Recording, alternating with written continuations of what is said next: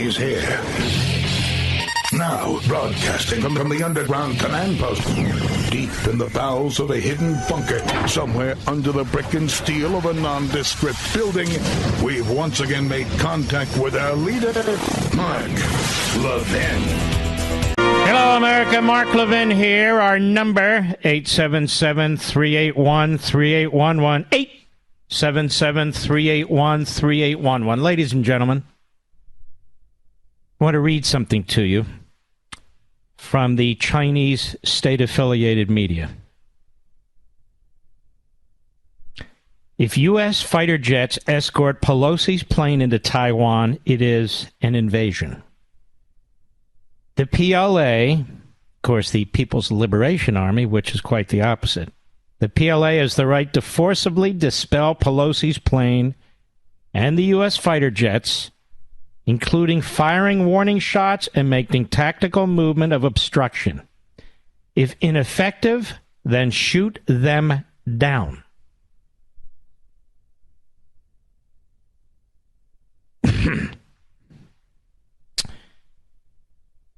Now, ladies and gentlemen, that is a threat to assassinate Nancy Pelosi. To assassinate Nancy Pelosi by the genocidal communist regime headed by this warlord Xi. It is also a statement of war in the future by the communist regime. That is, as I have been warning, China is going to take steps to try and provoke a war with the United States. It sees a hapless commander-in-chief. It sees generals and admirals and a secretary of defense who has weakened the men and women in the military, not because they're weak, but because they impose their wokeism on them. We've seen this coming for some time now.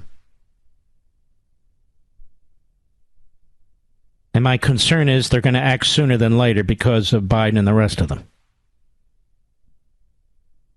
It is so crucial that we defeat the Democrats in November and in 2024. They never would have done this under Reagan. They never would have done this under Trump. Period. This is a threat akin to a threat of war against the United States. Now, I just posted something, and I want to read it to you as I pull it up here on social media and so forth. Let's see here. I got to pull it up. Here it is. Communist mass murderer Xi is now threatening to assassinate Nancy Pelosi and make war with the United States. It's time to crush the regime economically, the way Reagan did the Soviet Union, by the way. Help arm up Japan and South Korea. Significantly increase our own military spending aimed at defeating Red China in any conflict. Launch a sprint toward massive economic growth, especially in areas where we have become reliant on China. And whip the Democrats in 2022 and 2024, or none of this will happen. As for the protectionists and isolationists in the Republican Party, go screw yourselves before you screw our nation and trigger a world war with your insane idiocy. With your insane idiocy. They call themselves nationalists. They're fakes, phonies, and frauds. If you're a nationalist, you believe that the United States needs to build up its military, remain a superpower in every respect, and that a communist regime cannot and must not be able to threaten us, threaten the assassination of a leader of this country, whether you like her or not, threaten the security of this nation, threaten the economic well-being of this nation, since trillions and trillions of dollars, almost half the world's economic activity, flows through the South China Sea. They have no right to make a claim to the South China Sea, the East China Sea. They They had no right to make a claim to Taiwan, which broke off after their so-called revolution. And we don't have to sit here. You Republicans, you need to become a little bit stronger, particularly young Republicans who are sucked into this radical libertarianism, which is basically, in many ways, neo-Marxism. That's correct. When it comes to foreign policy, there's not a hell of a lot of difference between the neo-Marxists and the radical libertarians. I dealt with one of these kooks at a recent debate. His name's Sabatini. He's running for Congress in the 7th Congressional District, but he's just illustrative of the problem. And when pressed, he thought we should be able to surrender East Europe. What does that have to do with us? Despite the fact that men and women in uniform, American uniforms, died to push back the communists and the fascists. Big deal. Big deal, he says. It has nothing to do with that. It's not a serious direct threat. Of course it is. You want to wake up one day and whether they're the communists or the fascists or whatever they are, controlling choke points all throughout the globe, outmaneuvering us all throughout the globe, and then all of a sudden we say, but as long as you don't touch us, as long as you don't threaten us, but that is a threat. What are you going to do? Wait for missiles to hit the interior of the United States? Isn't that stupid? Is that stupid? What kind of ideology is that? Certainly not conservative. It's certainly not Reagan, and it's certainly not Trump. It's nobody. It's Kooksville. Oh, you must be a neocon. No, you must be a super neocon. Yeah, right. Because I believe we should protect the United States and not surrender Europe to our enemies. I must be a super neocon. So I guess all the men and women in the military and all the men and women who are veterans must be neocons. I guess the men and women who fought Hitler and Tojo, the men and women who fought Mussolini, I guess they were all neocons, you know. I guess the men and women who fought in Korea, neocons. Soldiers are the neocons. I'm sick of this anti-Semitic bullcrap. It's not neocons. This used to be traditionally understood.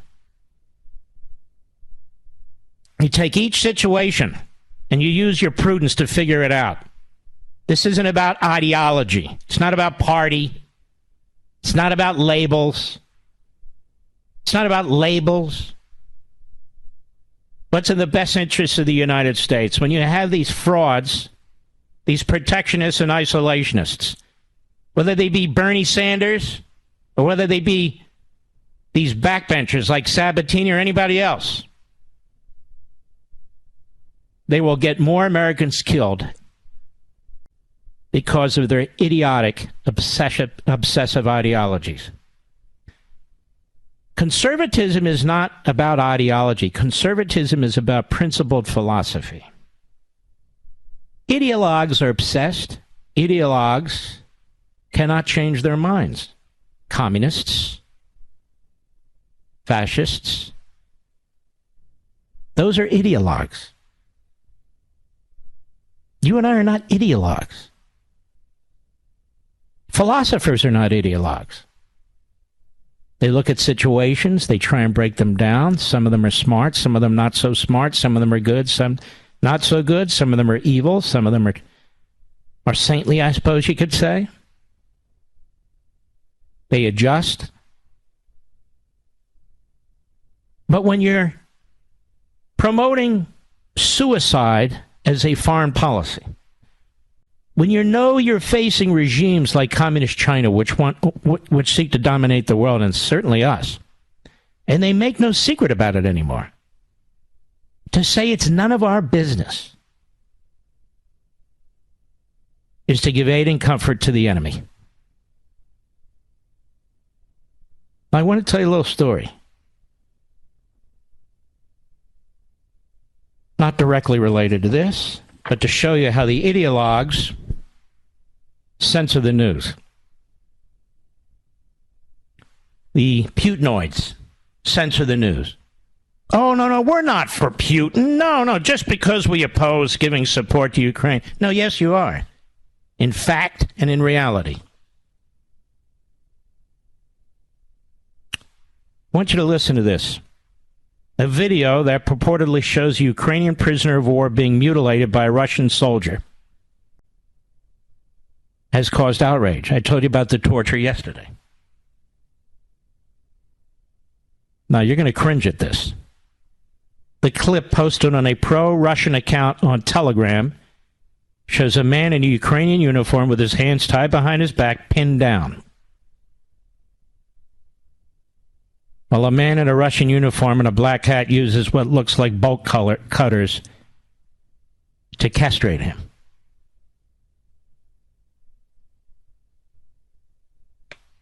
Newsweek has not independently verified the footage, but the Times of London assistant foreign editor Maxim Tucker has tweeted the video is genuine according to the investigative website Bellingcat.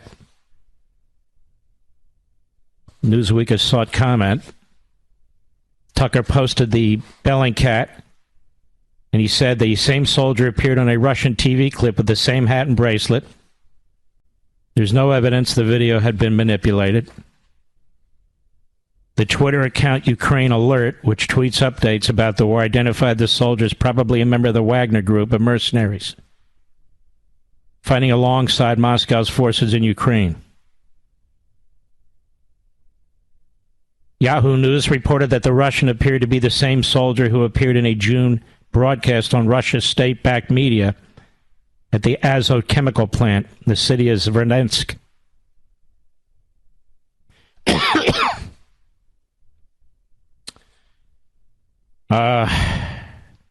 Ukraine Alert pointed out that the other sources had said, other news sources, the video was of mercenaries from the Chechnyan Akhmat Battalion.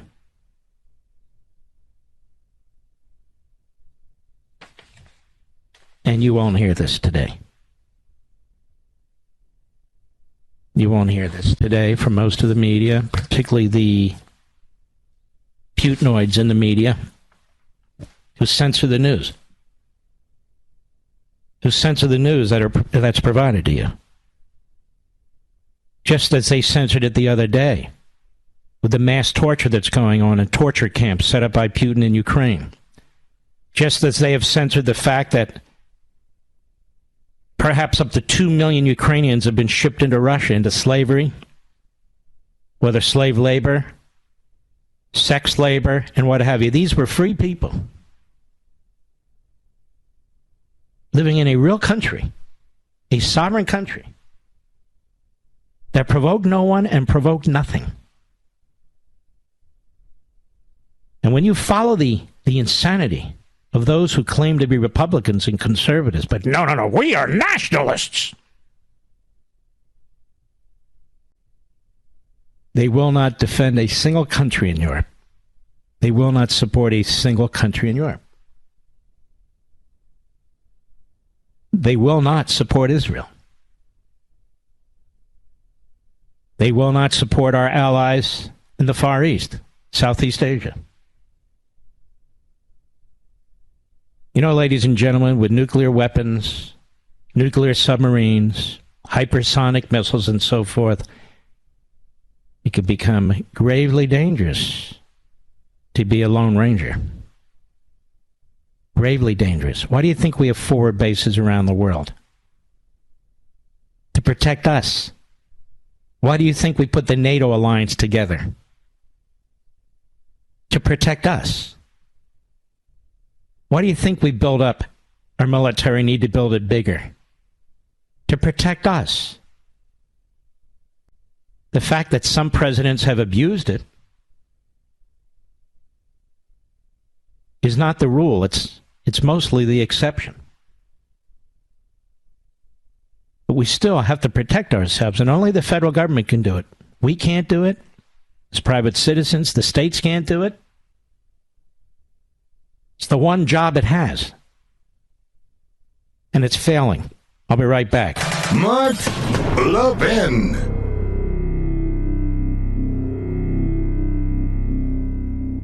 Folks, it's no secret that Americans are more divided than ever, and it's not just over what policies will improve our great country. No, it's over whether America is great at all, whether America deserves our love. That's why Imprimis, Hillsdale's Digest of Liberty, is so important. Imprimis looks at the issues of the day from a constitutional perspective, reminding citizens always of our great heritage of liberty. For 50 years, Imprimis has featured speeches given at Hillsdale events by the smartest conservative thinkers and writers. These days, Hillsdale publishes people like Victor Davis Hanson, Molly Hemingway, and Chris Rufo. Over 6.2 million American households and businesses receive Imprimis absolutely free, and I urge you to sign up for it today at absolutely no charge. I always look forward to receiving my copy of Imprimis. My friends at Hillsdale and I want you to have a free subscription as well. To get your free subscription, go to levinforhillsdale.com right now, Levin for Hillsdale.com.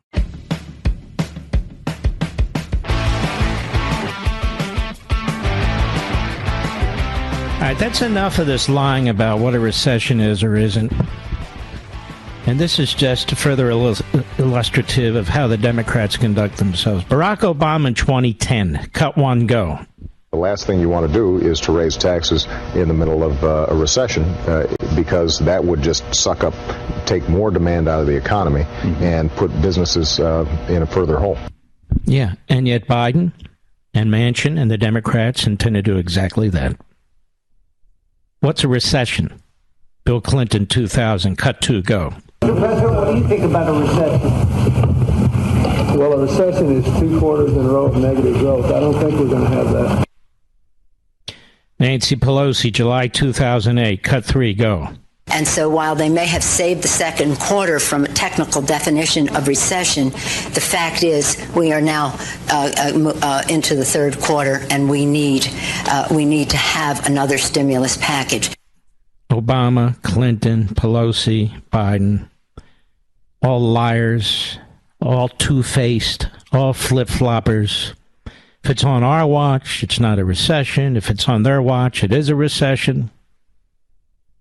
If it's on our watch, you know how it works. Same with the law, same with everything else. You do not raise taxes in a recession. We are in a recession. You do not borrow more. When you have inflation, we have inflation. I'll be right back.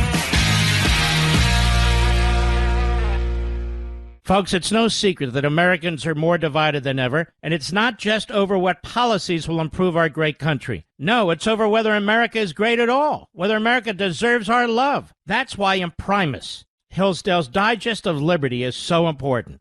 Imprimis looks at the issues of the day from a constitutional perspective, reminding citizens always of our great heritage of liberty. For 50 years, Imprimis has featured speeches given at Hillsdale events by the smartest conservative thinkers and writers. These days, Hillsdale publishes people like Victor Davis Hanson, Molly Hemingway, and Chris Rufo. Over 6.2 million American households and businesses receive Imprimis absolutely free, and I urge you to sign up for it today at absolutely no charge. I always look forward to receiving my copy of Imprimis. My friends at Hillsdale and I want you to have a free subscription as well. To get your free subscription, go to levinforhillsdale.com right now, Levin for Hillsdale.com. This is where liberalism ends and liberty begins. The Mark Levin Show at 877-381-3811. I will back any conservative. Any conservative. Has to be a conservative. For the Senate, for the House, for the presidency. Has to be a conservative. If we're going to win, as people say, big, then we need to win big with conservatives. There's a piece I mentioned yesterday, but I don't have time to get to it, by M.B. Matthews at the American Thinker. I was wrong about Trump. Said I recently wrote a column about why I believe Trump should not run in 2024. I was wrong. I allowed my distaste for Trump's personality to override his virtues, which are considerable, writes MB. Some people want Trump without his vices. I was among them till yesterday when I watched and listened to Tom Klingstein's speech titled Trump's Virtues. Says it was masterful and shamed me that I did not make the distinction between Trump's character and his virtues. the former being deeply flawed, the latter being almost perfect. I need to man up in my defense of the former president's virtues. The speech was among the most pointed I've heard, deserves some exposure. Klingenstein says, other Republicans say some version of, I like Trump's policies, but I don't like the rest of them. This gets it almost backwards, he writes. Although Trump advanced many important policies, it is the rest of him that contains the virtue that inspires the movement. Trump was born for the current crisis, a life and death struggle against a totalitarian enemy I call woke communism, that control all the cultural and economic powers in America. Trump revealed, not caused, the divide in this country. In war, you must take a stand, he writes. Trump is a manly man, traditional manhood, even when flawed, is absolutely essential. Trump plays to win. There are no clean hands in a fistfight. Trump is unreservedly, unquestionably pro-American. Trump is a refreshing break from the guilt and self-loathing that marks our age.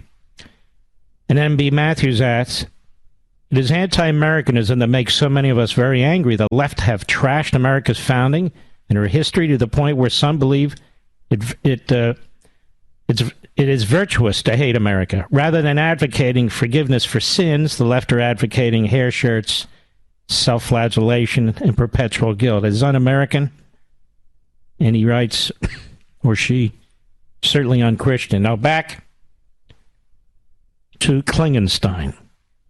He said, Trump thinks we can vanquish all comers if we just put our minds to it, and he's right. Courage never demands perfection. Trump over and over again said exactly what political correctness prohibits one of us from saying. Trump said Haiti is a blank hole and that Representative Maxine Waters has a low IQ. These were not racist lies.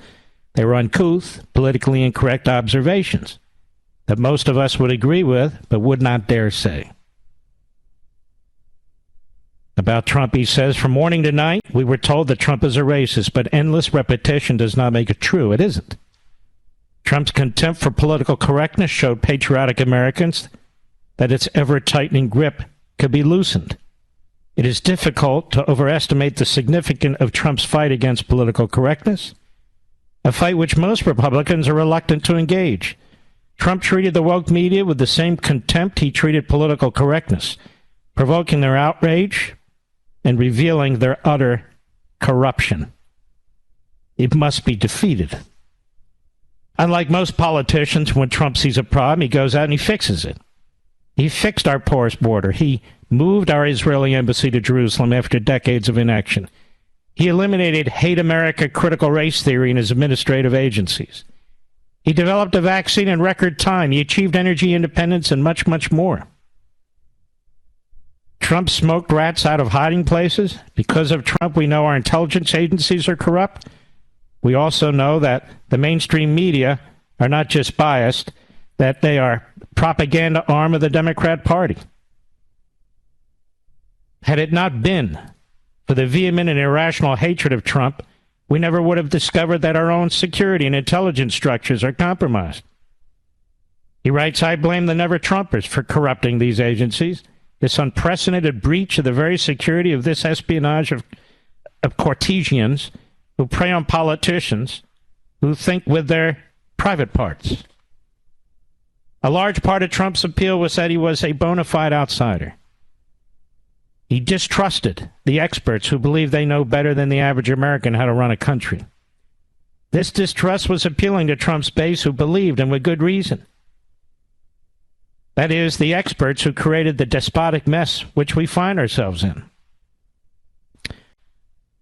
He says they know that the Republicans will lose all future elections until they get to the bottom of this last one. And what is this last one? This last one is the way that our children are being propagandized, sexualized, and abused as children. Some will say Trump is a bad man, and that disqualifies him. I do not think Trump is a bad man, but for those who do, I remind them that a bad man in some circumstances can be a good president. If you're dying of thirst and there's only one person offering you water, you accept the water gratefully without much concern for the character of your rescuer. The enumeration of Trump's virtues does not fully capture his uncommon courage and firmness of purpose. Trump is the most towering political figure in living memory. Trump inspired a movement. If properly deployed, this movement might challenge the wokeisms and, God willing, save the country. Republicans, however, should not forget that it is his support and the spirit they embrace that have become the life force of the Republican Party. Among the talked about alternatives to Trump, he says, I have not yet seen anyone who possesses or even understands Trump's virtues. Nor have I seen anyone with his backbone and fortitude. One does not appreciate the strength of relentless gale force winds until one is in the eye of the storm. His virtue must be the standard by which we judge other candidates. I thought you'd find that interesting. Makes you think, doesn't it? Well, there's another piece out there by Michael Anton. It's a rather comprehensive piece. And in the piece, and you can find that piece linked to at marklevinshow.com at the end of the show, and in the piece, what you will find is Mr. Anton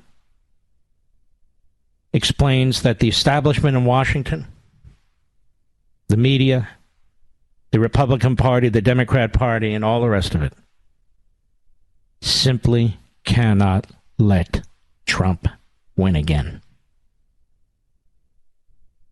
Or their very existence will be called into question. They went through it for 4 years. I hope I'm summarizing this properly. I read it. It's a great piece. And they don't intend to do it again. And they will do anything. They've tried to do much, and they will try anything to stop him. In this, they are united. Whether it's to bring criminal charges against him, as I've talked about, in a Democrat city, whether it's to use the insurrection clause in the 14th Amendment to nullify his ability to run, whether it is just to smear him and character assassinate him, as they've tried to do the last 5 years. They want his taxes. They want his family. They want his businesses. It doesn't matter. Anything and everything is game. And they have enormous power. And yet Anton suggests if he is the nominee, he will not lose. And if he wins and runs, they will claim the election was illegitimate, as they did the first time.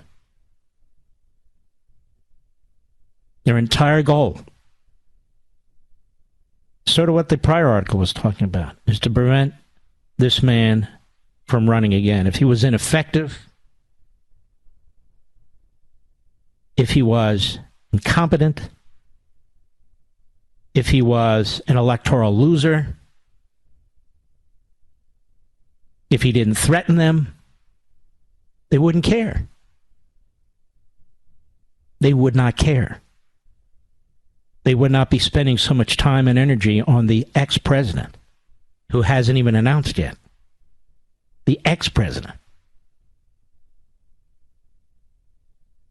They tried to change and did change in many states the election laws unconstitutionally to try and stop him. You're not allowed to talk about that or anything. They're taking lawyers out, trying to yank their law licenses, trying to put them in prison with extreme mischaracterizations of criminal law and their behavior. It doesn't matter. It doesn't matter. You cannot have Trump in the White House. And I'm going to tell you something else. they're going to feel exactly the same way about any strong conservative. And what upsets you is that we don't have many who are strong enough to fight back. We have a few. Just a sparse few. And in many ways, Trump has shown them the way. In many ways, Trump has shown them the way.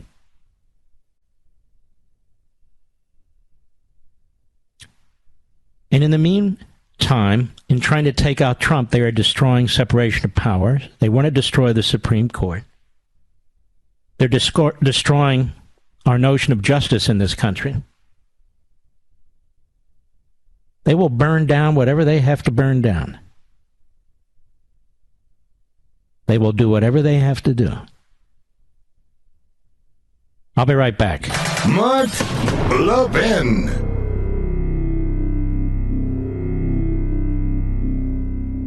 Folks, it's no secret that Americans are more divided than ever, and it's not just over what policies will improve our great country. No, it's over whether America is great at all, whether America deserves our love. That's why Imprimis, Hillsdale's Digest of Liberty, is so important. Imprimis looks at the issues of the day from a constitutional perspective, reminding citizens always of our great heritage of liberty. For 50 years, Imprimis has featured speeches given at Hillsdale events by the smartest conservative thinkers and writers. These days, Hillsdale publishes people like Victor Davis Hanson, Molly Hemingway, and Chris Rufo. Over 6.2 million American households and businesses receive Imprimis absolutely free, and I urge you to sign up for it today at absolutely no charge. I always look forward to receiving my copy of Imprimis. My friends at Hillsdale and I want you to have a free subscription as well. To get your free subscription, go to levinforhillsdale.com right now, Levin for Hillsdale.com.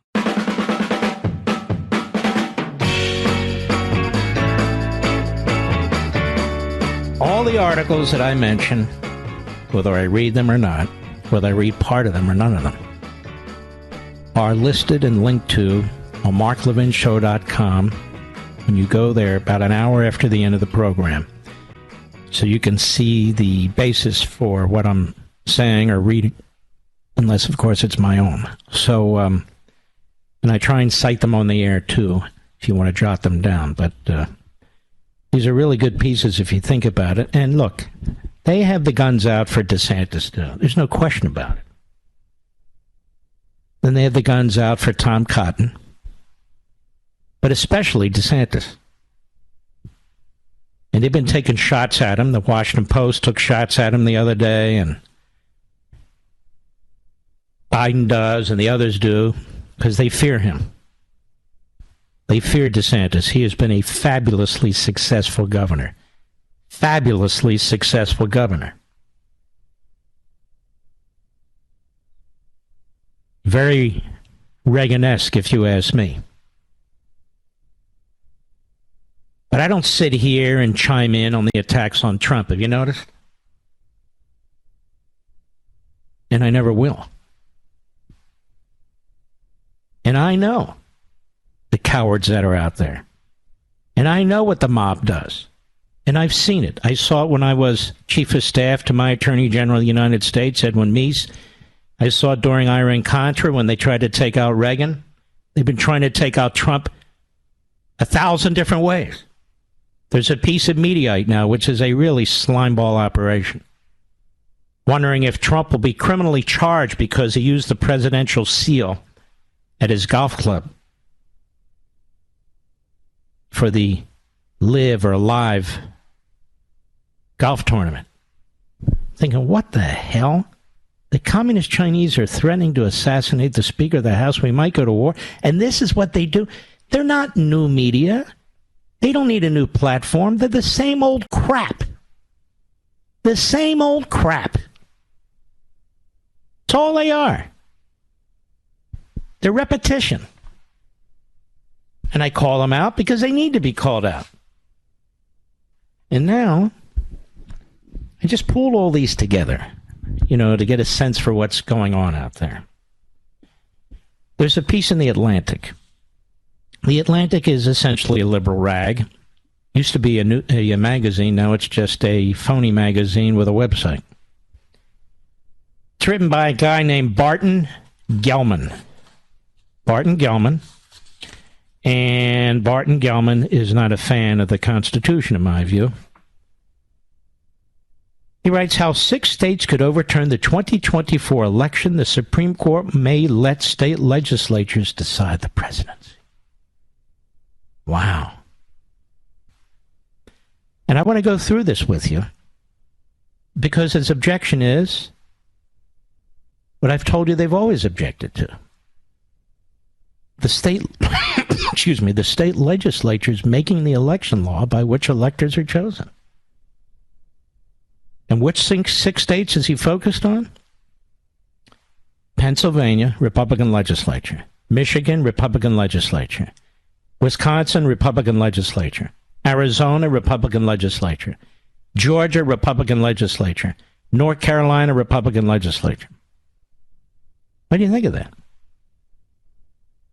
And as of now, at least, 3 of those 6 states have Democrat governors. You see, they want the governors, or they want the Democrat attorneys general, or they want their Democrat Supreme Courts to have the final say on what the election rules are. And yet under your federal Constitution, Article 2 says no. The state legislatures decide. And as you've learned this week, most of the state legislatures in the early elections chose the electors. Period. They chose the electors. Something the U.S. Attorney doesn't understand, the Attorney General. They have IQ deficits. But I want to get into this with you because it's going to matter. I'll be right back.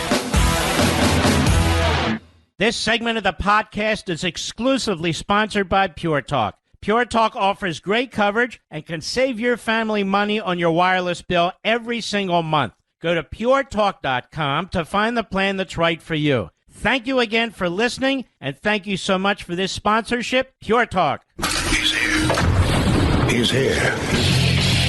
Now, broadcasting from the underground command post, deep in the bowels of a hidden bunker, somewhere under the brick and steel of a nondescript building, we've once again made contact with our leader, Mark Levin.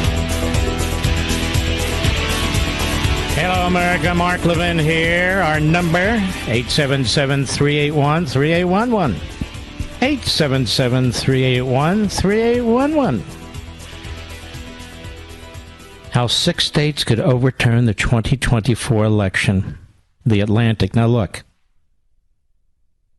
We're getting a lot of this, where the Democrats and their surrogates in the media, their professors, and the rest of them are now laying the foundation for an argument that if the Republicans win in 2024, it's not legitimate.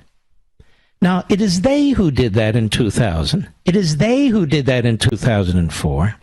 It is they who did that in 2016. And they were all poised to do the same in 2024. 2020, you may recall. Oh, the mailboxes were all moved. And you might remember it was they who were attacking the voting machines and so forth.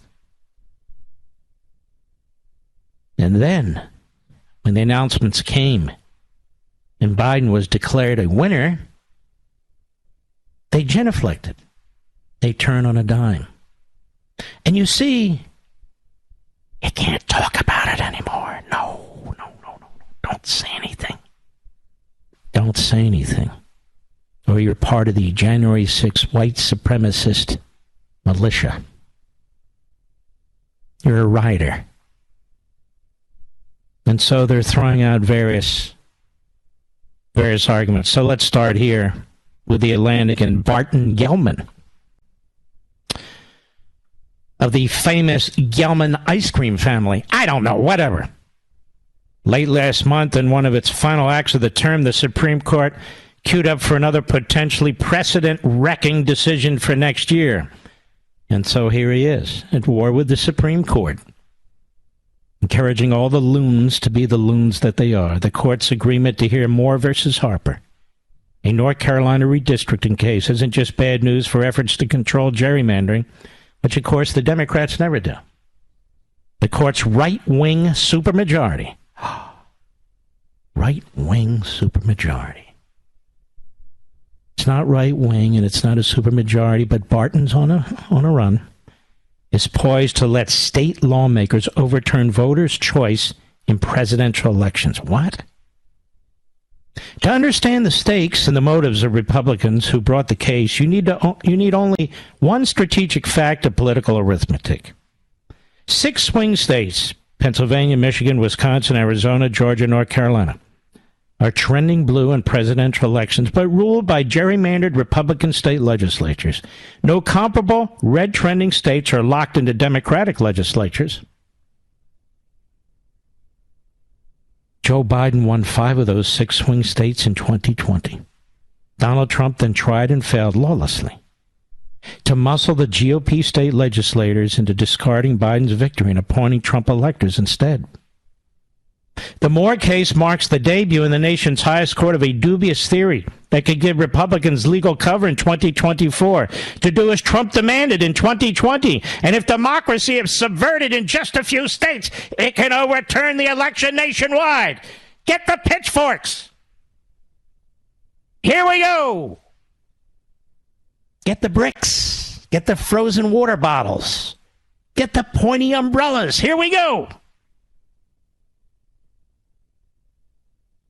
He's complaining, of course, about Article 2. Republican lawyers taking note of their structural advantage among battleground state lawmakers set forth the independent state legislature doctrine. The doctrine is based on a tendentious reading of 2 constitutional clauses, which assign control of the manner, quote-unquote, of congressional elections and the appointment of presidential electors in each state to, quote, the legislature thereof, unquote. Based on that language, right there in the Constitution, the doctrine proposes that state lawmakers have virtually unrestricted power over elections and electors. State courts and state constitutions, by this reading, hold no legitimate authority over legislatures in the conduct of their U.S. constitutional functions. That is a genuinely radical proposition. No, excuse me, that's what the Constitution says. No. Those white slave owners who wrote it, they clearly didn't mean that. Not only did they mean it, they actually practiced it. No. It's radical. This has never been accepted by any state or federal court, and the Supreme Court itself ruled as recently as 2019 in Russo versus Common Cause that, quote, state constitutions can provide standards and guidance for state courts to apply in redistricting cases. In another redistricting case 4 years earlier, the court confirmed long-standing precedent that legislative powers are defined and controlled by state constitutions. The idea that legislatures stand unbound by any limit from their own founding documents is a fringe debating point invented for Republican political advantage. Wait a minute. One of the cases in Pennsylvania that was appealed all the way to the U.S. Supreme Court and rejected by the majority of the court involved Act 77. And the argument being made by the lawyers in that case was that the Pennsylvania legislature violated its own state constitution. The Republican legislature violated its own state constitution by failing to properly amend the Constitution that allowed for drop boxes and other changes to take place. Mr. Gelman, you don't even know what litigation was brought. There were 2 main cases. One was that the state Supreme Court, that the governor, that these other officials not mentioned in the Constitution, but the legislature specifically mentioned in the Constitution, is the only body that can determine election laws, and the governor and the Supreme Court, controlled by elected Democrats, cannot change it once it's passed. That's true. That's what the Constitution compels. But another case was brought.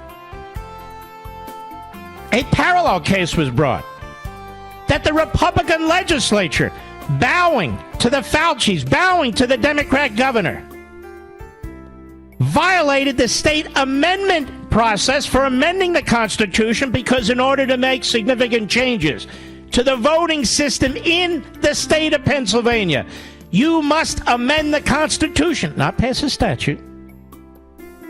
You must amend the Constitution, and they didn't do it.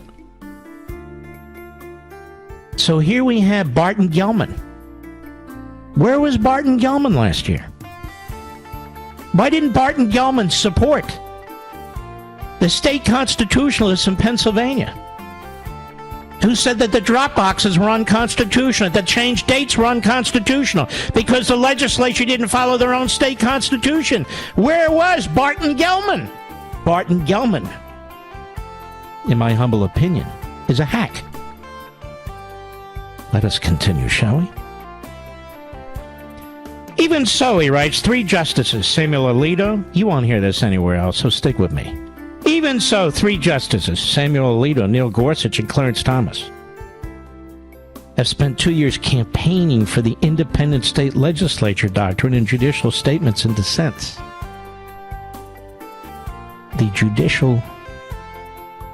The independent state legislature doctrine. You can call it a doctrine, you can call it a kumquat. It's called Article 2 of the Constitution, genius. None of those writings carried the force of law, but together they served as invitations for a plaintiff to bring them a case suitable to their purpose.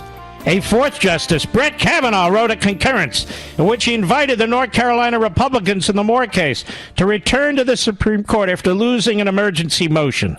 Where John Roberts and Amy Coney Barrett stand on the doctrine is unclear. Well, John Roberts has gone Hollywood. Nothing's clear about him.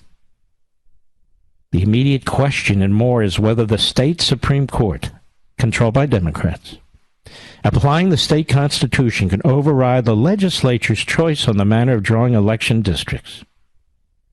But advocates of the independent state legislature doctrine, ladies and gentlemen, it's not advocates of the independent state legislature doctrine. I don't care who's called it that. It's advocates of Article 2 under the Constitution of the United States. Have their eyes on a bigger prize, the presidency. Oh, my God. If you give the legislature a blank check on the manner of appointing presidential electors, then a Republican majority could, in the most muscular version, simply disregard a Biden victory in the state's popular vote and appoint Trump electors instead. Oh, my God! But they won't. But they won't. But nonetheless, the framers of the Constitution wanted the state legislature to have the final say in the state, and the Congress to have the final say overall. That's why these votes are all brought to Congress, and Congress has to certify the elected, the elector votes. Even this Supreme Court might not go that far. It might acknowledge that once having passed a law providing for a popular vote for president, the state legislature could not strip voters of the power after they voted. But in the case, it still offers plenty of room to overturn the people's will. Now, you might recall that I pointed out at some point, I don't remember when, and I tweeted out that actually, in the past, and as the Constitution provides, the state legislature could do this.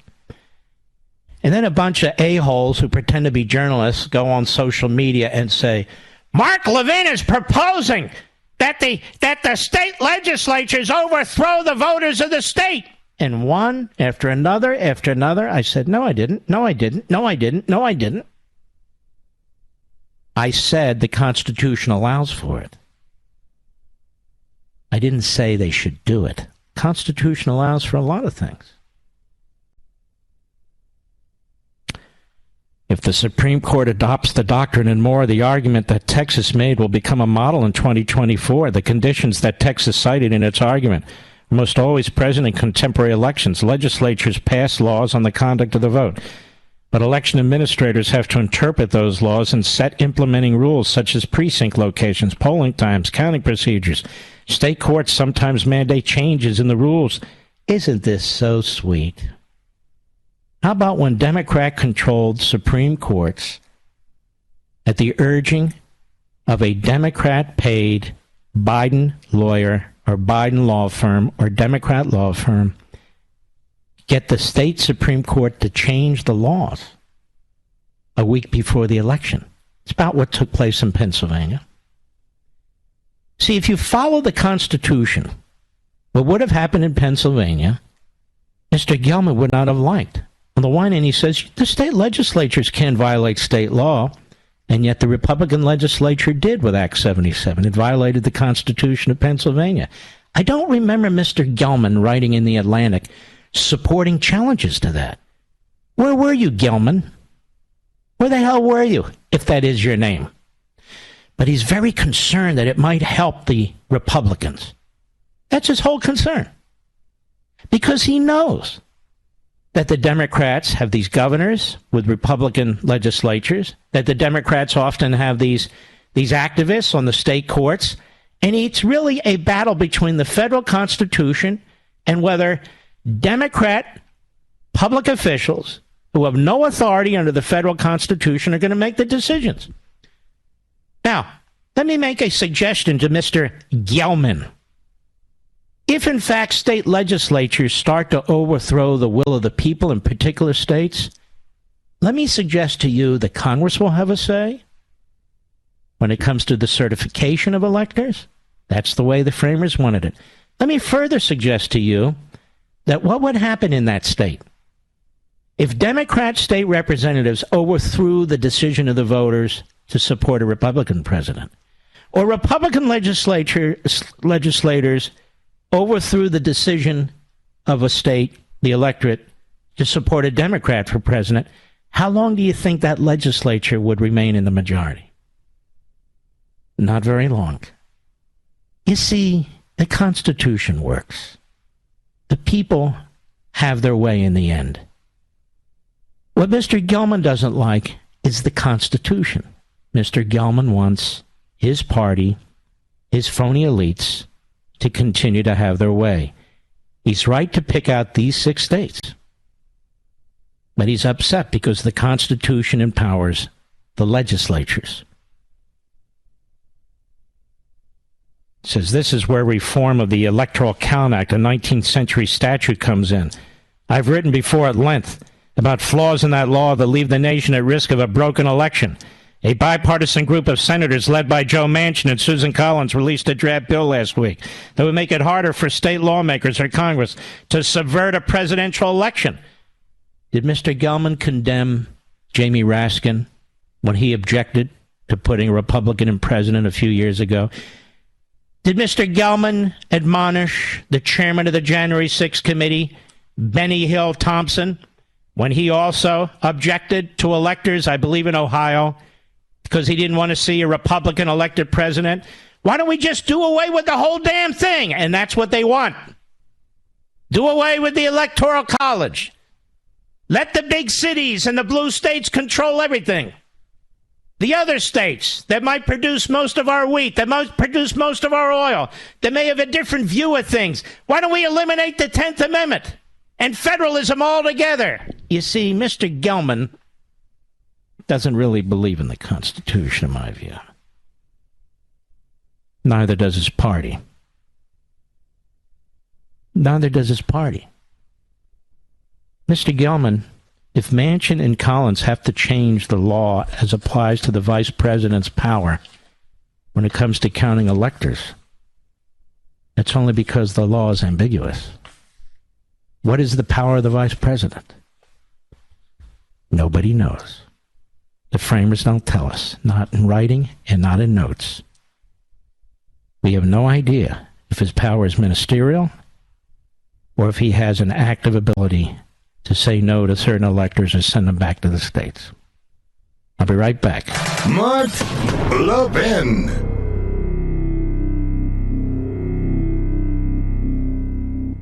Verizon, AT&T, and T-Mobile are charging you a premium fee every month for data you don't use. Stop paying for things you don't use. Instead of paying $89 a month to your current provider, pay just $20 to PureTalk for what you actually need. I made the switch, and I'll be honest, I was nervous at first, thinking, well, is the coverage really going to be that good? Am I going to drop calls, slow internet? I can tell you firsthand. The 5G service is that good. Switching to PureTalk was that easy. So listen, don't sit on the fence any longer. You're being ripped off by greedy wireless companies. It's time to take the leap and start saving money every month. Go to puretalk.com, select a plan, then enter promo code Levin Podcast. That's Levin Podcast, and save 50% off your first month. You can literally be switched over to PureTalk service in less than 10 minutes. So go to puretalk.com and enter promo code Levin Podcast. Guys like Gelman, and he's not alone. There's a whole gaggle of them. And they're schizophrenic when it comes to the application of the law, of course. They don't know if they're strict constructionists. They don't know if they're activists. So I just mentioned a case that was brought in Pennsylvania, went to the Supreme Court, and the court wouldn't take it. 3 justices, it seemed, would. They couldn't get a 4th. And the case involved the Republican state legislature not complying with the state constitution.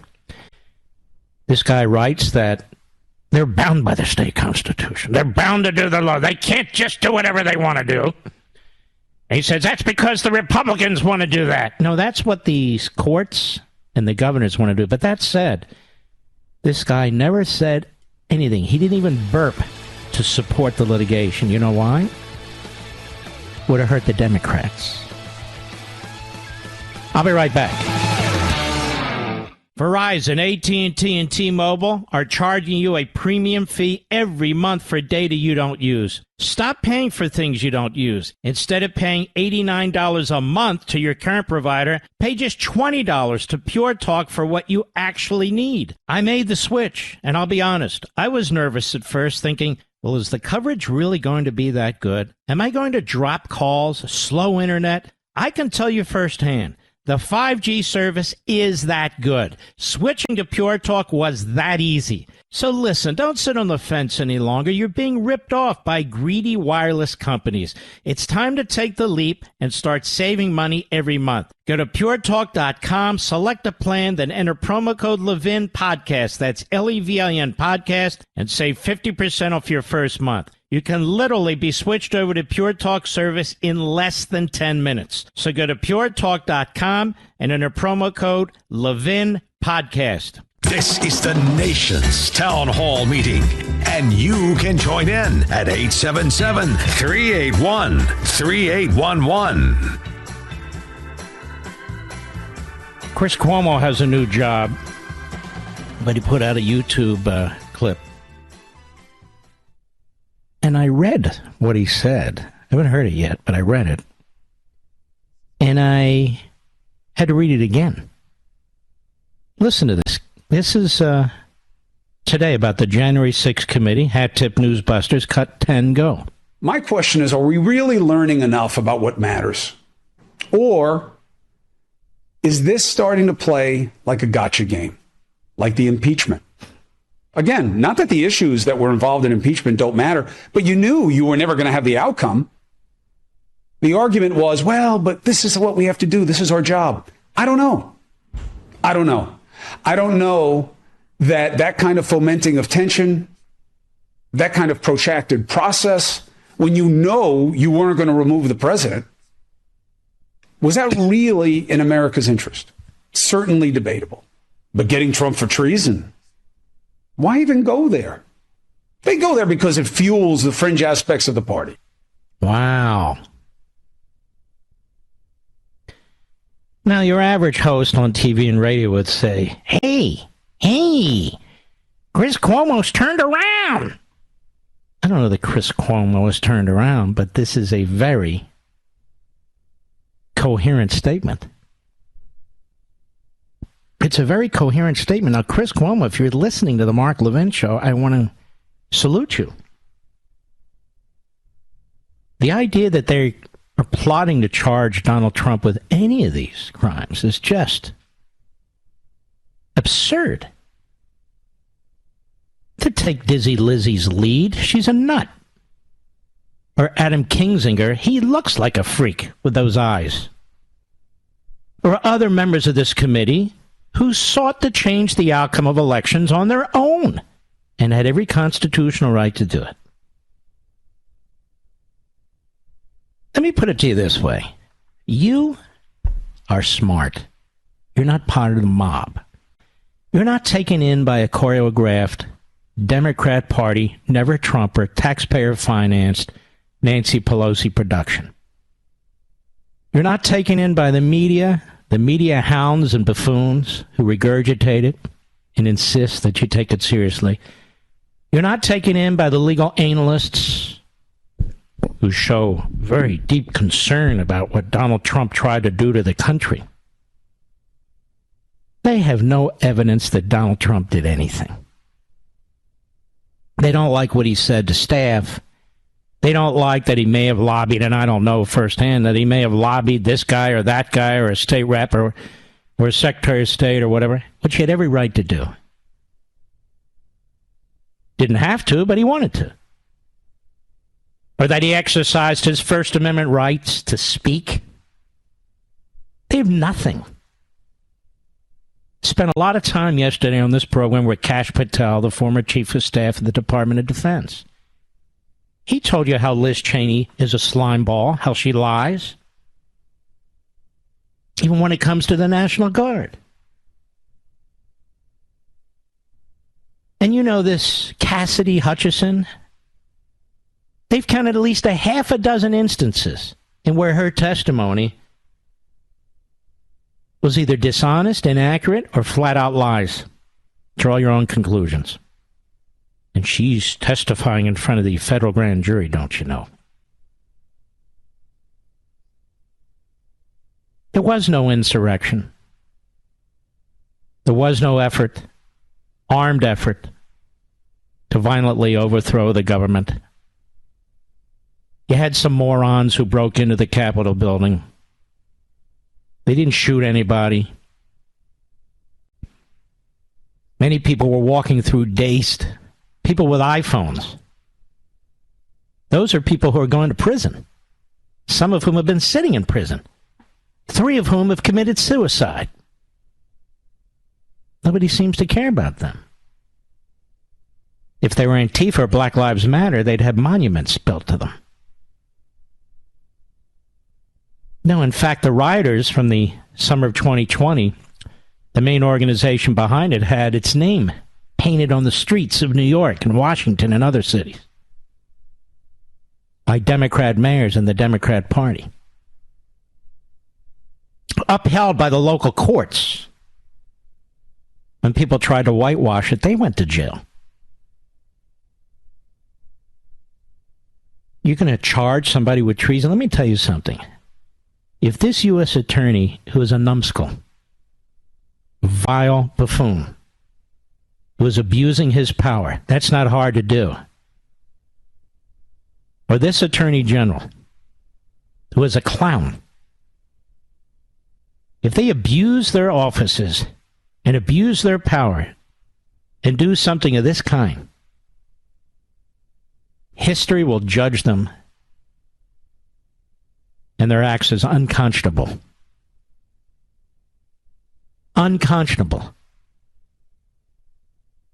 Regardless of what the mob thinks today, regardless of what the yellow journalism is doing today, regardless, it'll be viewed as an absolute railroad job by the Democrats in Congress and in the administration. 50 years from now, 100 years from now, it'll be taught as a disgrace. As a disgrace. And that's the truth. One more time, Chris Cuomo, cut 10, go. My question is, are we really learning enough about what matters? Or is this starting to play like a gotcha game? like the impeachment. Again, not that the issues that were involved in impeachment don't matter, but you knew you were never going to have the outcome. The argument was, well, but this is what we have to do. This is our job. I don't know. I don't know that that kind of fomenting of tension, that kind of protracted process, when you know you weren't going to remove the president, was that really in America's interest? Certainly debatable. But getting Trump for treason, why even go there? They go there because it fuels the fringe aspects of the party. Mm-hmm. There you go. I'm shocked. But I accept it. I'm shocked, but I accept it. It'll get worse before it gets better. Here's Kevin McCarthy at a press conference today, and Manu Raju of CNN. There he is, blabbering on like a Democrat. Cut 9, go. She testified under oath saying that She would be Cassidy Hutchison. Cut 9, go. She testified under oath saying that you called her after Donald Trump said that, or just told her supporters that they were going to go to the Capitol, and you were concerned about those remarks and said, don't come up here. Figure it out. Don't come up here. She said that under oath. Did you tell her that? And why were you concerned about the prospect of Donald Trump coming to the Capitol on January 6th? To be honest with you, I don't recall talking to her that day. I recall talking to Dan Scavino. I recall talking to Jared. I recall talking to Trump. That's what I talked to on television like that, too. If I talked to her, I don't remember it. If it was coming up here, I don't think I wanted a lot of people coming up to the Capitol. But I don't remember the conversation. Why are you concerned specifically about Trump coming to the Capitol? I don't remember that. You don't remember being concerned about his comments? No, but because I didn't watch it. See, this is what is so confusing. I didn't watch the speech. I was working. So I didn't see what was said. I didn't see what went on till after the fact. Did you want him to come to the Capitol? No, I've never communicated with him about coming to the Capitol. I had no idea he would come to the Capitol. I had no idea that he was even going to come to the Capitol. That's news to me. Isn't this interesting? She was under oath. She was under oath, but everybody wanted to believe her in the media. Oh, God. Mick Mulvaney. He said, if Cassidy says it's true, because he knows Cassidy. And Mick knows everything, the Mickster. Unbelievable. There's Kevin McCarthy saying, she never called me. I don't remember that. And of course, that's easy to check, isn't it, ladies and gentlemen? Can I tell you something else? I didn't watch the speech either, Mr. Producer. Did you? You didn't either, right? I actually didn't watch the speech, and neither did Mr. Producer. But I've gone back in order to listen to parts of it that are being highlighted and taken out of context, of course. And I bet most of the media didn't listen to the speech either. How often do they sit down and listen to a Trump speech? Maggie Haberman. Margaret. Aren't most people who call themselves Maggie Margaret, Mr. Producer? Margaret Haberman worked for the Holocaust-denying New York Slimes. Like Jeremy, I'll never remember this guy's last name. Peters. Jeremy Peters and all the other Peters. Philip Bump, the Bumpster. Sarah Rump, the Rumpster. I bet they didn't watch either. But I thought you'd want to know what Kevin McCarthy had to say. I think it's important. All right. The American public, you are getting pinched right now. The American Marxist policies, like shutting down our energy sector, at war with our energy sector, trying to increase pain on you. I see John Leibowitz is out there trashing Republicans because they didn't vote to spend whatever it was, hundreds of millions or billions, to help veterans dealing with what they call these hot pits or these burning pits, which, of course, affected their lungs with toxins and so forth. So why is John Leibowitz so hot to trot about this? Is he a great patriot? No, he's not. He pushes his critical race theory. He's a radical loon. The older he gets, the more of a lunatic he is. So what's with this guy? Well, incorporated in this massive bill is a massive amount of spending for other stuff. And in fact, the massive amount of spending for other stuff creates new entitlements, unrelated to the veterans. Chuck Schumer pushed it in because he runs the Senate. And so the Republicans have voted against or are voting against this bill. And so John Leibowitz, who wants everyone to think that they're getting screwed here because he's an idiot, because he knows that the base is filled with idiots. He's running around saying the Republicans are blocking using parliamentary procedures the vote to help the vets. Not once does he explain why, because his big buddy, his bosom buddy, may I say bosom? His bosom buddy,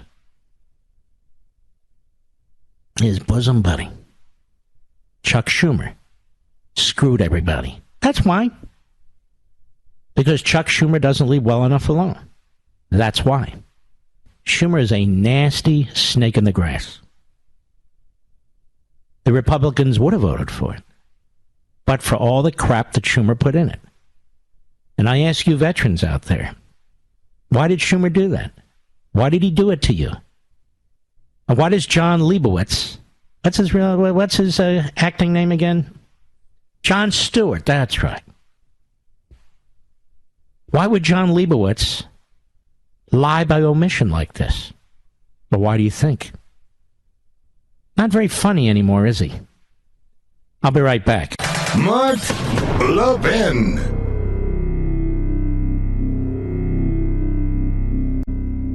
Verizon, AT&T, and T-Mobile are charging you a premium fee every month for data you don't use. Stop paying for things you don't use. Instead of paying $89 a month to your current provider, pay just $20 to PureTalk for what you actually need. I made the switch, and I'll be honest, I was nervous at first, thinking, well, is the coverage really going to be that good? Am I going to drop calls, slow internet? I can tell you firsthand, the 5G service is that good. Switching to PureTalk was that easy. So listen, don't sit on the fence any longer. You're being ripped off by greedy wireless companies.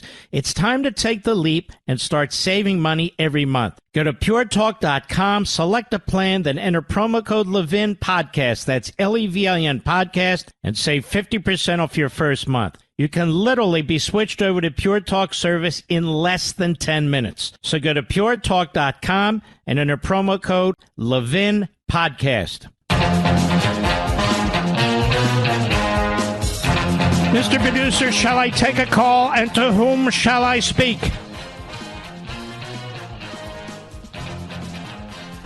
Bruce in Memphis, Tennessee. How are you, sir? Not Good. Correct.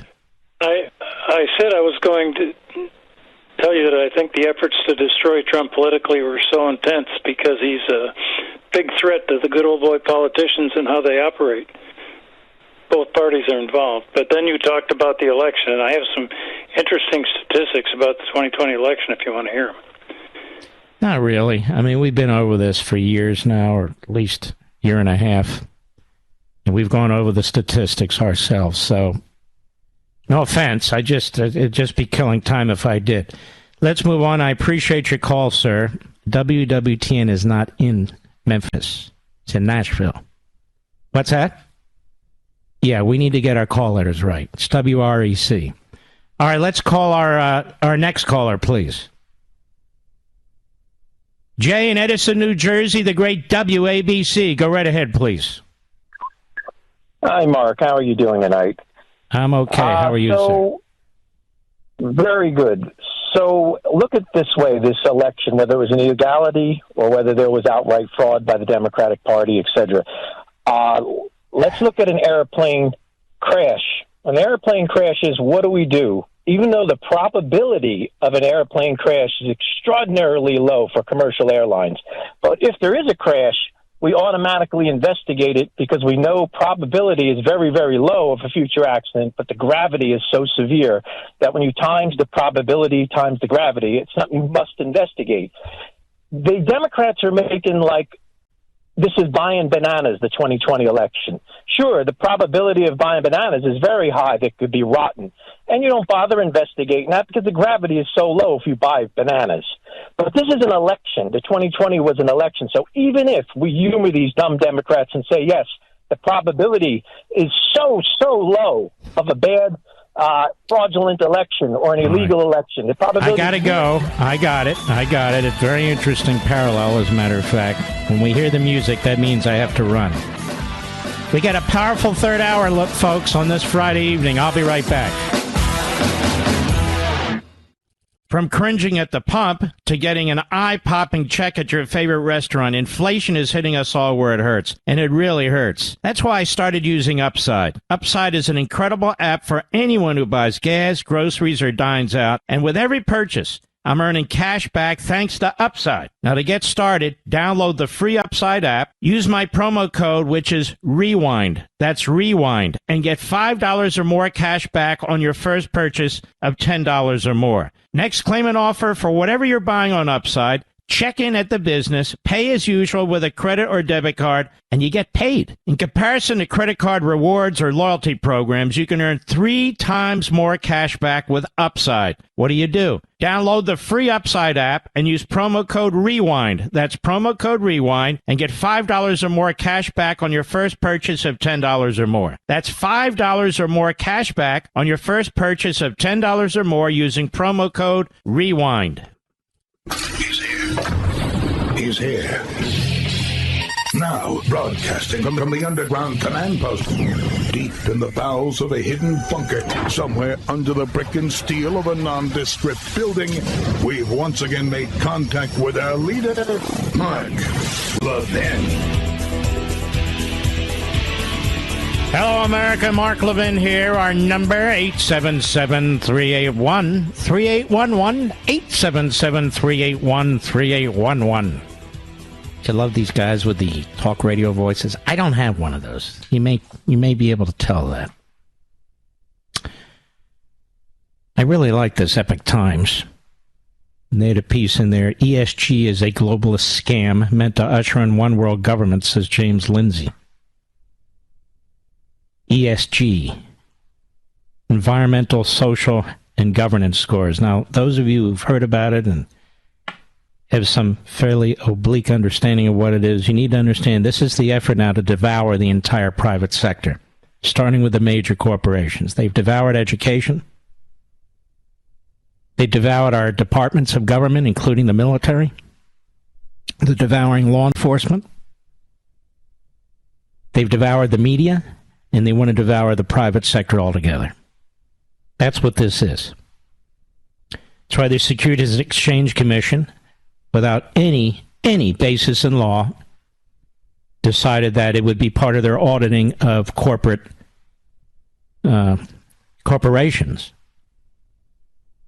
They had no power to do that. That's why the biggest hedge funds in America have insisted that if these corporations want money or support from them, that they have to have these high ESG scores. And they have to have members on their boards who support ESG. James Lindsay, author of Race Marxism and other books challenging woke narratives, has taken environmental, social, and governance ESG scores into his crosshairs, calling ESG a weapon in the hands of the social justice warriors to shake down corporations, and a tool in the hands of those seeking to impose one world government.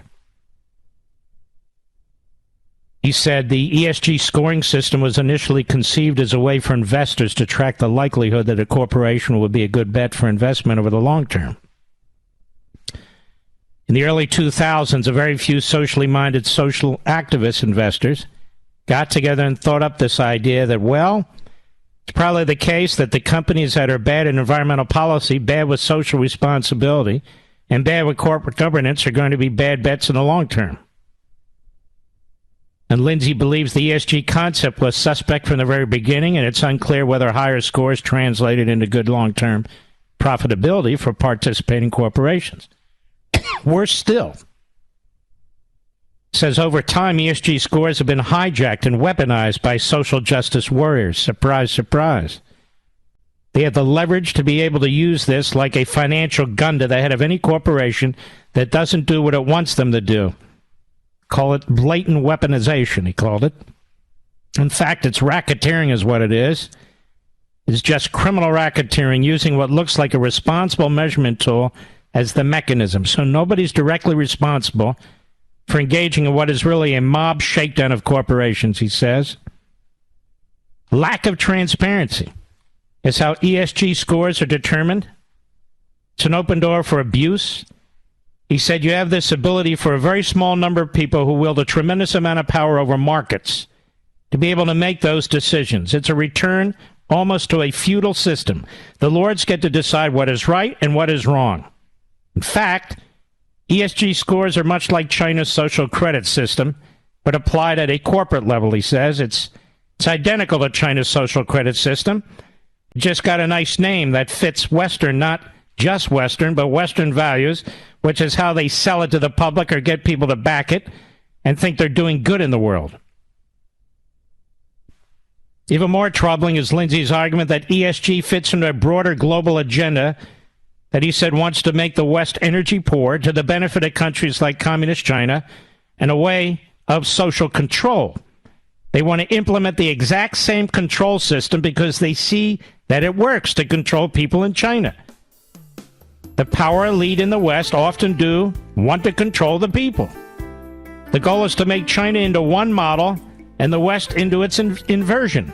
China is a communist country that runs a fascist market, and the goal is to use corporations to create a fascist market that install communism in the West. That's your social credit scores, your economic justice scores, etc. And the reason for that is the religion of communism believes that when you take opposites that are arranged like that and you put them into relationship with one another, the contradictions become manifest and eventually work out into one synthetic whole. And so, they would be using that as a tool to try to get toward one world government. Insider intelligence estimates that in 2022 there was 41 trillion, 41 trillion in ESG assets under management worldwide. And by 2025, the figure is expected to climb to 50 trillion. So the ideology has all this money, effectively. And these big hedge funds, the biggest hedge funds in the world, are behind this now. Are literally promoting this now. Think about that. It's a big problem, huh? Yeah, I think it's a big problem. What can I tell you? And then there's Nancy Pelosi and her big, stupid husband, the drunk Paul. Paul he's a genius, ladies and gentlemen. He's the Notre Dame of financial investments. It's an amazing thing. We have Nancy Eva Pelosi, who trashes millionaires and billionaires, who trashes capitalism. And yet, look how rich she and her dummy are as a result of capitalism. I'm kind of sick and tired of the hypocrisy, aren't you? And I think we now know one of the reasons Pelosi has held on so long, one of the reasons she's held on so long and has had multiple, I better not say so, is because she has enriched her family. Richard Fisher, Federal Reserve Bank president, was on CNBC yesterday. A Hat Tip Daily Caller, he's taking a look at this, and here's what he says. Cut 11, go. With regard to the House and the Senate, clearly people have taken advantage of inside information forever. And I'm not against their tapping that down. And I'm sorry to see that Paul Pelosi and Nancy Pelosi and others appear, it's all appearance right now, we don't know the facts, to have taken advantage of inside information. So something needs to be done. Yes, perhaps they should be taken out in handcuffs. I'm sure the Democrat hack U.S. attorney in Washington, D.C. will take a very close look at this. I mean, it is staring him in the face. It is right there in his jurisdiction. You know, we need a SWAT team. And we need a SWAT team. Nancy will likely be at a local plastic surgeon one day this month, if not next. It's easy to find her. Or maybe getting her hair done or whatever it is. Remember that time in San Francisco? She wasn't wearing a mask. And I have to disagree with many of my conservative friends. I think liberals should all wear masks. They like them, wear them. The bigger the better. Double, triple masks. Go ahead, wear them so we can see who you are. Now that's Richard Fisher, Federal Reserve Bank president. Here's Kevin McCarthy at a press conference today as well. Cut 12, go. So if the Speaker does bring up a bill to do that, to ban members and their spouses from trading stocks, would you vote for it? Would you urge your conference to vote for it? I think it's ironic that the Speaker of the House now talks about bringing up a bill at the very end of the term of Congress. So her husband could trade all the way through, but now it becomes a crisis? Look, I think the Speaker of the House has greater determination of what comes to the floor, what gets out of the committee. And her husband didn't just trade stock, he traded options. I think what her husband did was wrong. If you say, when she said she never told him anything, I know they spent their time together overseas, and when they're coming back, I'm sure she had conversations on the phone about what was going to be on the floor. I'm sure she had conversations about what the chip version finally looked at. I'm sure she had those conversations. I don't know if he was able to hear them or not, but I think we need to bring trust back to this institution. I think we have to do a thorough investigation and look at what is the proper role for members of Congress and what influence they have. I think that is actually a very smart point. Here we are at the end of the term when it comes to voting for legislation, pretty much, and budgets. And now she brings it up. In other words, Paul made his fortune again and again and again. And so now let's bring this up for a vote.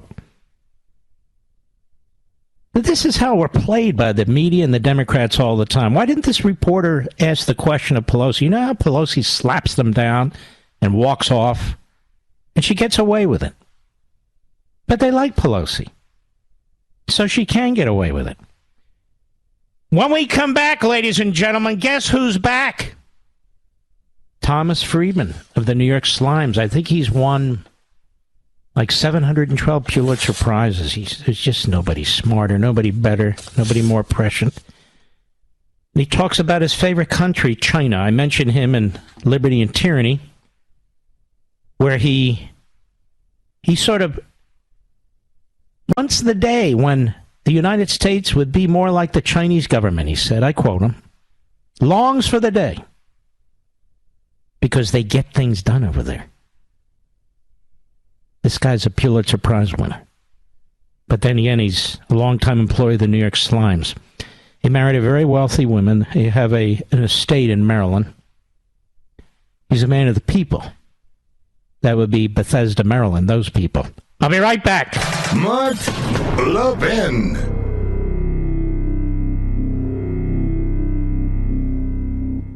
You know, in life there are good surprises and bad surprises. Finding $20, good surprise. Car breaking down, well, bad surprise. But when you have a protection plan through CarShield, those bad surprises are easier to handle. CarShield offers protection plans for around $100 a month. They cover more parts than ever before. When you need a repair, you don't have to deal with the paperwork or headaches. Every protection plan includes coast-to-coast roadside assistance, rental car options, and trip reimbursement at no extra cost. Lock in your price. By getting coverage today, it'll never go up. CarShield helps make the surprise of your car breaking down easier to handle. Get coverage like I did. Go to carshield.com/mark. That's carshield.com/mark or call 800-391-8888 to save 10% on your plan. That's carshield.com/mark or call 800-391-8888. 800-391-8888 to save 10%.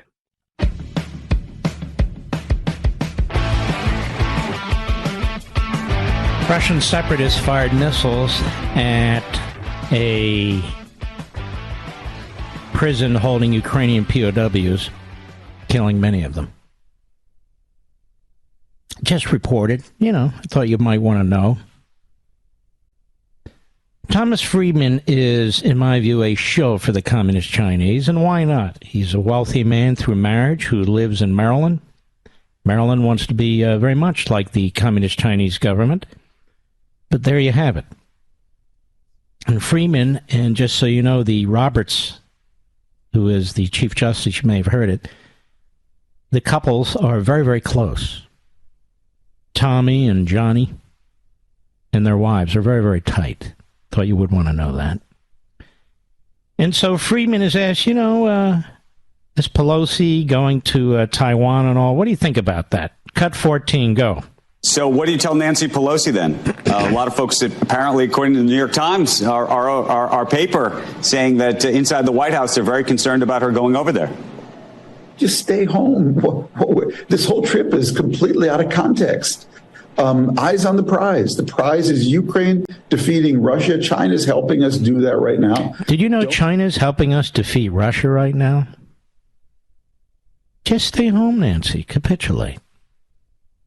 China has the sort of government, that we should try to follow and clone. You since walked that back, but what kind of a moron would ever say anything like that? Just stay home, Nancy. Just stay home. We're trying to defeat the Russians, and the Chinese are helping us do that. No, they're not, you idiot. Go ahead.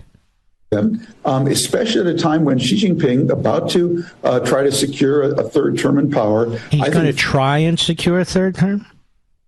Now, ladies and gentlemen, his third term is forever. He's changed the rules over there. He's going to be the new Mao. That's how he touts himself. He will be in charge forever. There will be a third term and no challenges or terms thereafter.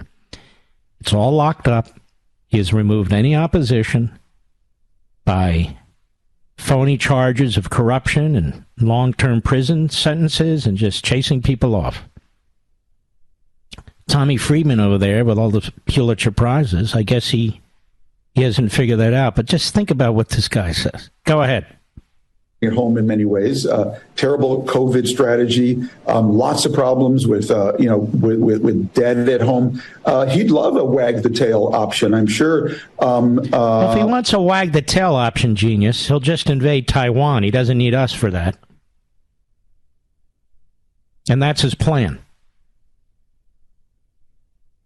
That's his plan. And don't worry about their threat to assassinate Nancy Pelosi. I guess if Thomas Friedman's not worried about it, then why should Karine Jean-Pierre worry about it, the genius press secretary? The Deuce asks her a question about this. Cut 15, go. An official who is associated with Chinese state media is suggesting that if Speaker Pelosi tries to go to Taiwan, her plane could be shot down. Does the president have a response to that? I've been asked about, I know you're asking specifically about the rhetoric that we're hearing from China, but as it relates to the speaker's travels, it's something that we're just not going to speak to right now. That's a hypothetical. What's a hypothetical? It was a hypothetical threat to assassinate her. You see how they screw with the language? Recession's not a recession. Woman's not a woman.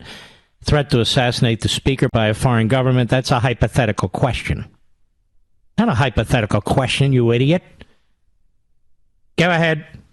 We're just not going to speak on her schedule. As we have said multiple times, we give advice and guidance. See, this is the problem. They should denounce what was said in no uncertain terms. I mean, she's not of my party. I detest her. But that's completely different when a foreign government is threatening to assassinate an American who's an official. No matter how detestable she is to me. That's beside the point. And so here you have the spokes idiot for the idiot in the Oval Office who won't even condemn it. It's a hypothetical. No, it's not a hypothetical. You should condemn it, but they won't. Now, Chris Coons on CNN today, he's sort of he's a Biden mouthpiece. That's what he is. He's from Delaware. He couldn't get elected dog catcher, but for the support of the Biden crime family. Look at him. He looks like a nebbish. Nonetheless, cut 13, go. But I'll tell you that my principal focus and the real focus of the debates and conversations last weekend in Aspen were on Europe. Ooh, the focus of the debates in Aspen, to tell. Invasion of Ukraine and how to sustain our support for the Ukrainians.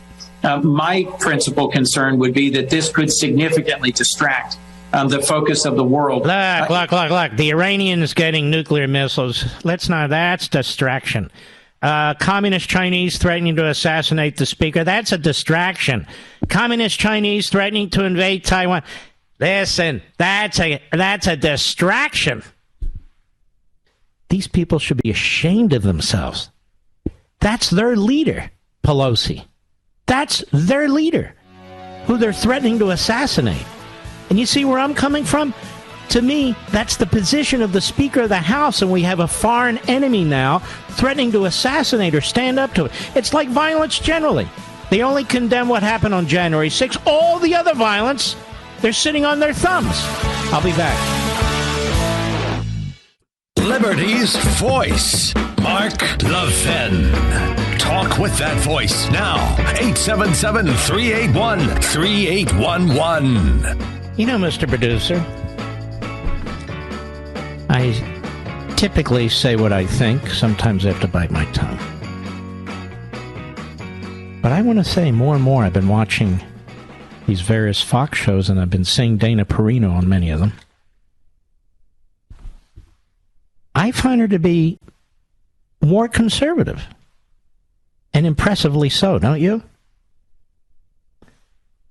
I mean, he's even in her role as a reporter, but I watch her as a commentator on the 5, and I have to say, and I'm sure all my enemies will pick this up, really an impressive conservative voice. And I feel like it's a very positive thing. So let me just say that. I call them as I see them. But it's much more pleasurable for me to listen. And listen, I do. She's really a positive voice on the 5. That's the one I watch the most, the lead up to the show. Obviously, I can't watch shows while I'm on the air, and I can't watch shows all day when I'm taping TV and studying and doing the rest and writing. Thought I would mention that because I know Media and Media Matters will pick that up, but I mean that absolutely. In fact, let me say this. Martha McCallum, who I've always liked, does a fantastic show. Don't you think so, Rich? When I can catch it. It's a fantastic show. It really is. And I think the fact that Chris Wallace is where he belongs, in no man's land, on CNN, is a very, very good thing. Here he is on CNN today. None of you heard this because none of you watch CNN, like the rest of America. And that's why the media really has never been reporting about how I crushed CNN and MSNBC combined on Sunday night. Crushed them. Did I say crush? So I have to say it. You know, when all these jackasses write about me, they don't talk about the scholarship. They don't talk about other things that I talk about. They don't talk about how we are a ratings juggernaut. No, it's right-wing radio host. Because that's all they know. Chris Wallace on CNN today. You know, Jared Kushner has a new book coming out. And I'm going to have him on the show.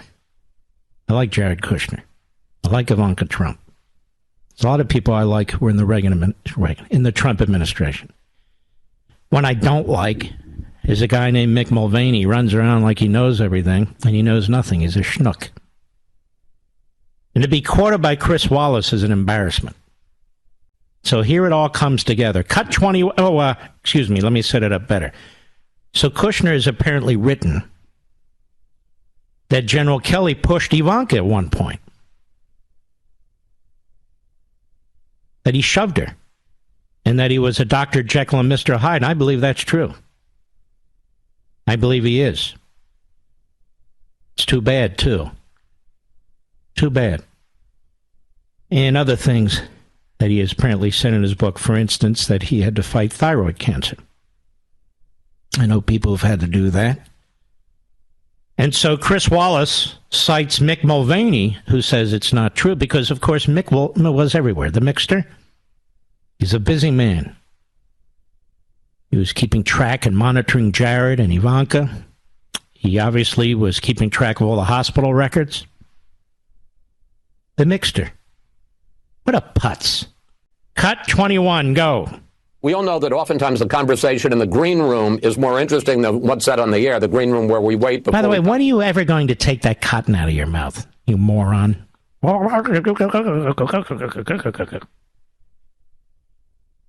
start at the top again, shall we? Cut 21, go. We all know that oftentimes the conversation in the green room is more interesting than what's said on the air, the green room where we wait before we come on the air. I was talking with Mick Mulvaney. Jared Kushner's new book came up in which he says that John Kelly, the predecessor for him as White House Chief of Staff, shoved Ivanka out of the way. He said that is inconceivable. Could he have brushed by her? Yeah, inconceivable that John Kelly, White House Chief of Staff. Well, there you have it, Mick Mulvaney. It's inconceivable, so it must not be true. The Mixter. You know what? Mick Mulvaney hates a lot of people that he worked with. And I remember guys telling me from the House of Representatives that he was absolutely untrustworthy and an absolute political fraud. And they turned out to be right. Go ahead. He also said in the book, Kushner claims that he told Mulvaney that he had thyroid cancer. Mulvaney said, he never told me that. Wow. I have no recollection of it, and if he had, I would have remembered it. Really? Like Cassidy Hutchinson, everything she says must be accurate. But Mulvaney has, an iron trap for a mind. If he was told that, he would have remembered. It's inconceivable that he wouldn't remember. He never told me. I would have remembered it, says the Mixter. Well, then. What goes on in the green room in CNN? It's unbelievable. Now, when I used to go into the green room, ladies and gentlemen, you know what I did, Mr. Producer? I went for the donuts, exactly. I went for the donuts. If I were in there, Mick Mulvaney were talking, I'd say, please be quiet, I'm trying to watch the commercial. First thing I'd say, who are you again? Mick Mulvaney is looking for a place in history now. He gets to decide who the good people are and the bad people. So he must hate Jared and Ivanka. Hate them. Loves John Kelly. That's inconceivable. John Kelly would do that. And there is Cottonmouth, Chris Wallace. And I'm sure the Mixter was hoping that his comments in the green room were kept confidential. But nothing's kept confidential from Chris Wallace, as far as I can tell.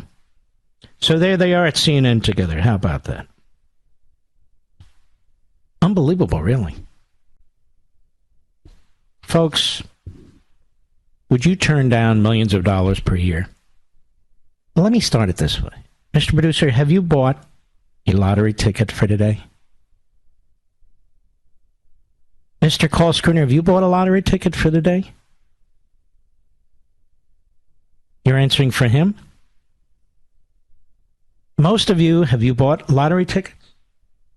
How many of you have? Did I? Of course I did.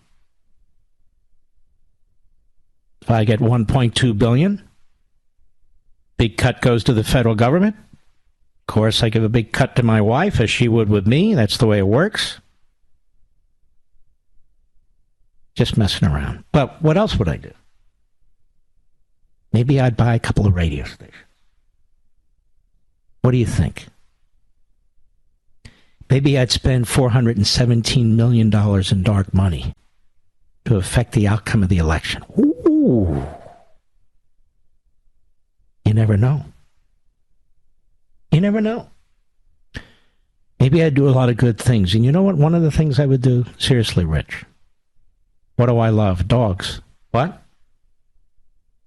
I'd give you $1 million. Why not? But I'm saying, dogs. Do you know how many dogs? Just take a couple 100 million. Do you know how many dogs you could save? Seriously. And I know many of you are saying, what are your priorities, Mark? What about people? So I understand. We spend trillions on these other things. God. And just think about that. Every no-kill shelter in this country would benefit. But hey, likelihood of my winning is the likelihood of my winning the Pulitzer Prize. I'll be right back. Mark Levin.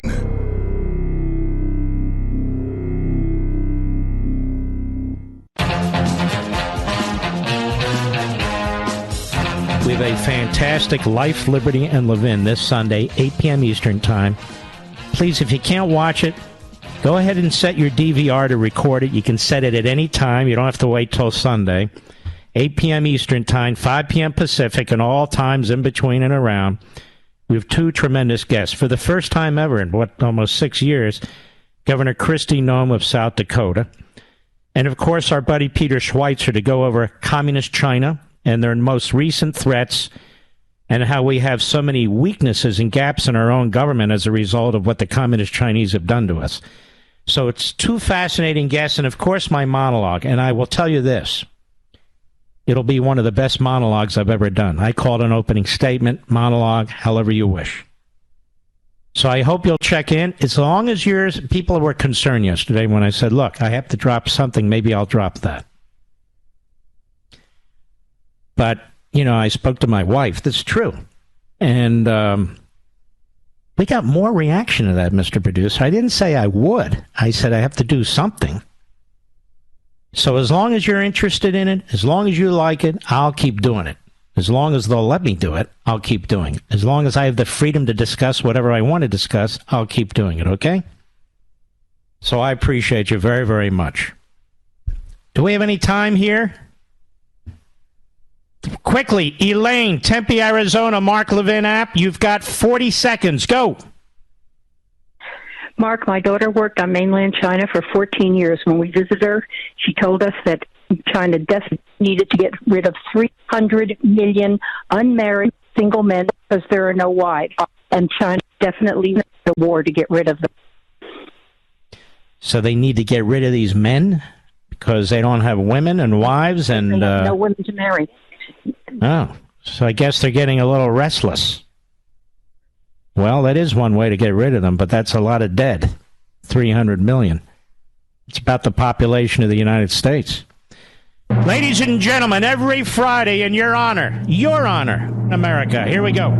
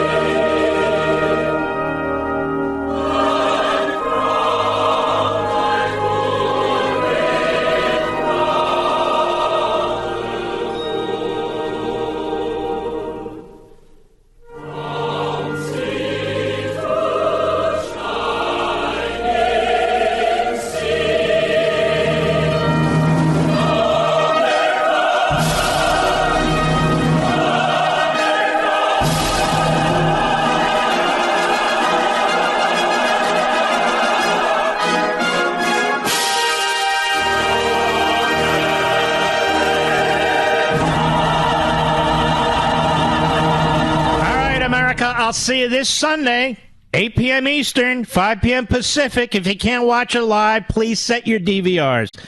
But I think you're going to love the show. This week is officially over. The weekend officially starts now. We salute our armed forces, police officers, firefighters, emergency personnel, our truckers, and our brothers and sisters in Ukraine.